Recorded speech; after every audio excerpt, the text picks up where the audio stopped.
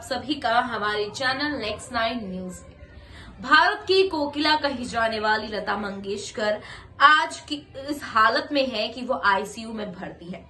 हाल फिलहाल में ही उनकी कोविड पॉजिटिव रिपोर्ट आई थी, जिसके बाद उन्हें अस्पताल में एडमिट कर लिया गया है, जिसके चलते वहां पर उनके एक और बड़ी बीमारी का खुलासा हुआ है कि कोरोना पॉजिटिव होने के साथ साथ लता जी यहां पर निमोनिया से भी जूझ रहे हैं, जिसके चलते यहां पर डॉक्टर्स ने उन्हें अभी 11 से 12 दिन तक ऑब्जर्वेशन में रखने की ठानी है, यानी कि आईसीयू के अंदर ही अभी 10 से 12 दिन निकलेंगे लता दीदी के। लेकिन क्या आप जानते हैं कि लता दीदी से जुड़ा एक ऐसा किस्सा है जो आप जानकर हो जाएंगे हैरान। तो आखिर कौन सा है वो किस्सा, जानने के लिए देखिए हमारी ये रिपोर्ट लास्ट तक।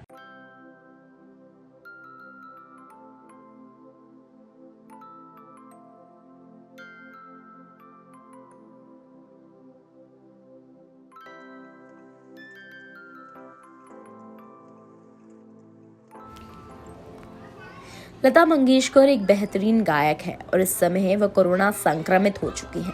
इस समय लता मंगेशकर अस्पताल में भर्ती है और उनकी उम्र को देखते हुए उन्हें आईसीयू में रखा गया है।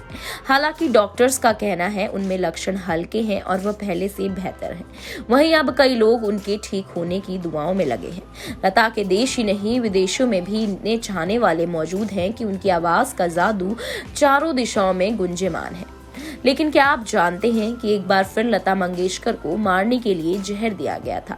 जी हाँ, सुनकर आपको यकीन तो नहीं हो रहा होगा, लेकिन यह सच है।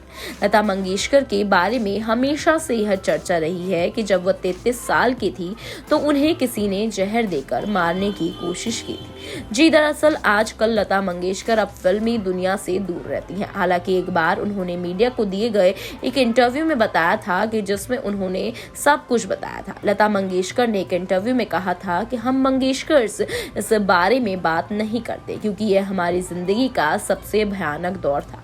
साल 1963 में मुझे इतनी कमजोरी महसूस होने लगी कि मैं 3 महीने तक बेड से भी मुश्किल से उठ पाती थी। हालात यह हो गए कि मैंने अपने पैरों से चल फिर भी नहीं पाती थी। इसके बाद लता मंगेशकर का लंबा इलाज चला था। उनसे पूछा गया कि क्या डॉक्टर्स ने उन्हें कह दिया था कि वह अब कभी नहीं गा पाएंगी।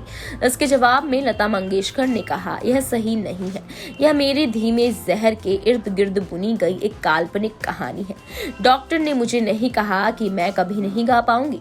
मुझे ठीक करने वाले हमारे पारिवारिक डॉक्टर आरपी कपूर ने तो मुझसे यह तक कहा था कि वो मुझे ठीक कर रहेंगे। लेकिन मैं साफ कर देना चाहती हूँ कि मैं पिछले कुछ सालों में यह गलतफहमी हुई।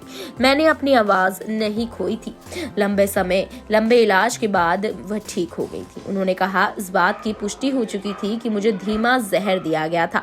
डॉक्टर कपूर का इलाज और मेरा दृढ़ संकल्प मुझे वापस ले आया। 3 महीने तक बेड पर रहने के बाद फिर से रिकॉर्ड करने लायक तैयार हो गई थी।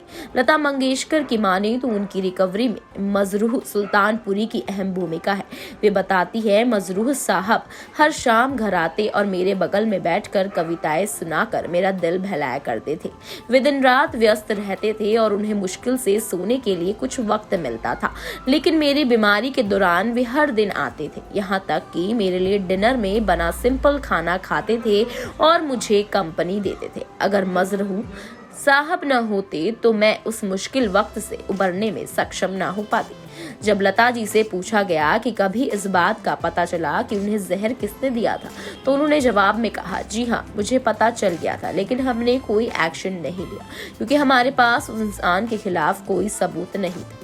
ठीक होने के बाद लता जी का पहला गाना कहीं दीप जले कहीं दिल हेमंत कुमार ने कंपोज किया था। लता जी बताती हैं, हेमंत दा घर आए और मेरी माँ की इजाजत लेकर मुझे रिकॉर्डिंग के लिए ले गए। उन्होंने माँ से वादा किया कि किसी भी तरह के तनाव के लक्षण दिखने के बाद वे तुरंत मुझे घर वापस ले जाएंगे। किस्मत से रिकॉर्डिंग अच्छे से हो गई। मैंने अपनी आवाज नहीं खोई थी। लता जी के इस गाने ने फिल्म फेयर अवार्ड जीता था। मालूम हो कि स्वर कोकिला लता मंगेशकर को भारत रत्न, पद्म भूषण, पद्म विभूषण, दादा साहेब फाल्के पुरस्कार और राष्ट्रीय पुरस्कार फिल्म सहित कई पुरस्कारों से सम्मानित किया जा चुका है।